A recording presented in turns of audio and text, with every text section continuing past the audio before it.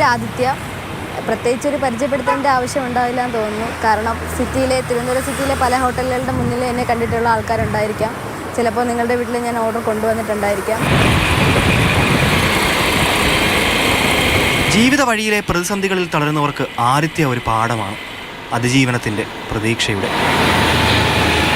16 വർഷം മുൻപ് അച്ഛൻ വിനോദ് ഹൃദയാഘാതം മൂലം മരിച്ചു. അതോടെ അമ്മയുടെയും പറക്കുമുറ്റാത്ത 2 പെൺകുട്ടികളുടെയും ജീവിതം ഇരുട്ടിലായി. പക്ഷേ ആദിത്യ പഠിച്ചു. 10ലും +2ലും ഫുൾ A+. അമ്മയെ ബുദ്ധിമുട്ടിക്കാതെ ഇരിക്കാൻ ഡിഗ്രി കാലത്താണ് സൊമാറ്റോ ഡെലിവറി തുടങ്ങിയത്. പഠനത്തിനൊപ്പം ജോലി, ഡിഗ്രിക്കും മിന്നും വിജയം. ഓൾ സയൻസിൽ BSc ഫിസിക്സ് പഠിച്ചു. ആ സമയത്ത് തന്നെ സ്പോർട്സിൽ കുറച്ച് ആക്ടിവിറ്റീസൊക്കെ ചെയ്യുമായിരുന്നു.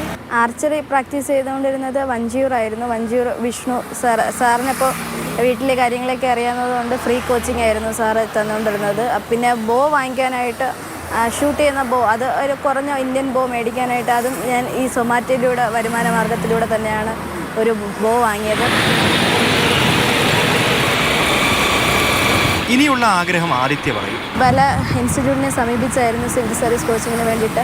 അവരാവശ്യപ്പെടുന്ന ഒരു വലിയൊരു എമൗണ്ട് അഫോർഡബിൾ അല്ലാത്ത കാരണം അതിൽ നിന്ന് പിന്മാറേണ്ടി വന്ന സാഹചര്യമാണ്. അതുകൊണ്ടാണ് PSC കോച്ചിങ്ങിന് ഇറങ്ങിയത്. PSC പഠിച്ച് എന്തെങ്കിലും ഒരു ജോലിക്ക് കയറിയിട്ട് പ്രിപ്പയർ ചെയ്യാം.